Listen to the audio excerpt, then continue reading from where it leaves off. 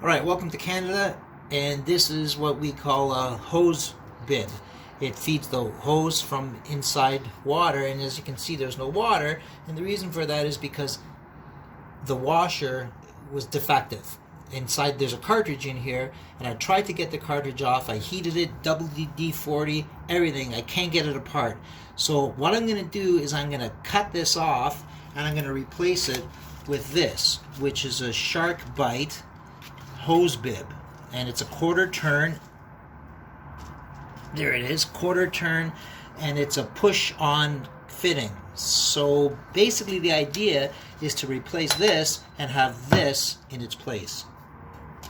Okay, so what you have to do first obviously is turn off the water from the inside. There's a specific shut-off valve for the external water, because in Canada it will freeze if you don't do that. So right now it's turned off. We'll get to that later. And what we want to do is we want to cut this pipe off.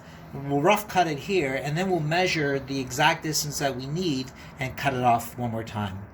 Alright, so using this cutter, basically what we did was we, rotated and cut this copper tube, and you can see that the seized up, useless tap has come off.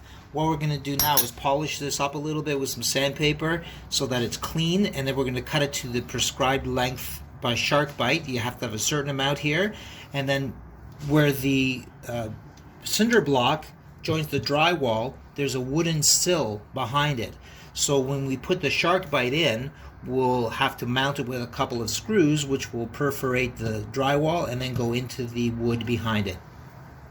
Alright, so basically there's nothing particularly clever or romantic about this step.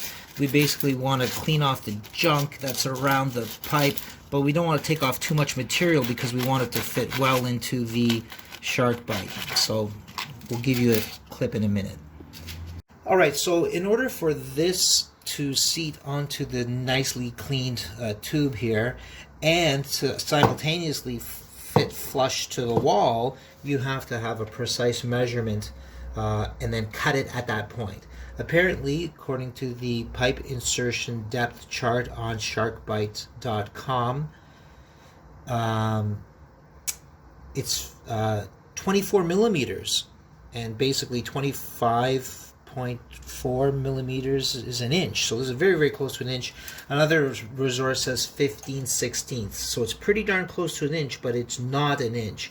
Don't make the mistake of being too far out from the wall, because that's kind of a drag. You want to make it the marking as precisely as you can. So I'm going to measure that out, and I'm going to mark it off with this Sharpie, and then we're going to recut the pipe to its finished length. Alright, so I've made a mark with the Sharpie, and this is where you want to kind of be as precise as you can. You want to clamp this thing down right there, and then start cutting. And then what you want to do next is you want to deburr it. We'll show you that in the next step. Okay, so what I've done is I've cut the tube off, as you can see, but there's a bit of what they call a burr around the inside, the rough edges. And when the water's coming out, it creates sort of a turbulence, and you don't want that. You want it to be nice and smooth on the inside, because the currents form these eddies and it basically erodes the pipe. So you want to make sure it's as smooth as you can. I'm going to take my Sharpie. This is a bit of a hack, sorry about that. And I'm going to just wrap the sandpaper around it, and I'm just going to go inside, and I'm just going to try to smooth the insides, and I'm going to do the same thing on the outsides. We'll be with you in a couple minutes.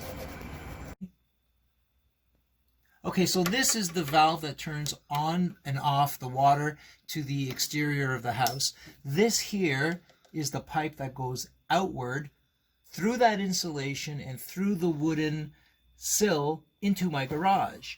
So the idea is to go onto the other side and push that sharkbite onto the pipe, and hopefully it will be flush to my drywall, and then I'll pilot hole some screws and screw it in, and then we'll turn the water on.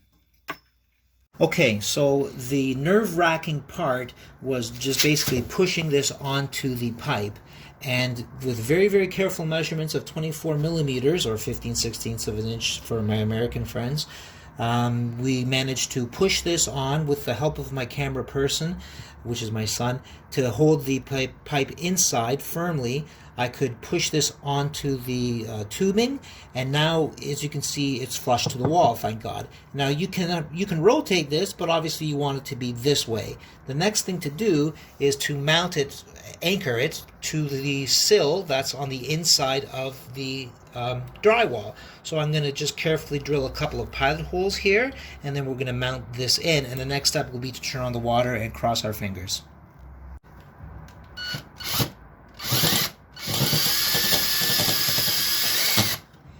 The other one's the same. So we made the hole here, and this is a little awkward because I'm bent over, but we're going to put one of the screws part way in so that this thing doesn't rotate on me. And then we'll complete the physical installation, then we'll check the water in a minute. Okay, so as you can see, it's very firmly anchored. I wouldn't stand on it, but it's pretty solid, okay? So now what I'm going to do is I'm going to attach a hose here so I don't get a big flood of water coming out onto the floor. And then I'm going to get my, I'm going to open this up first. I'm going to turn this on, which is this position. Sorry, it's this position. This is on, this is off. Okay, basically it's a ball valve, so once in this position it's basically shutting off the flow, and that's allowing the flow to go through. Alright, so I'm going to leave it on, and I'm going to attach a hose on here, and I'm going to get my assistants to go inside the house and turn that tap on that you saw earlier to turn the water to the exterior of the house through the hose, hopefully with no issues.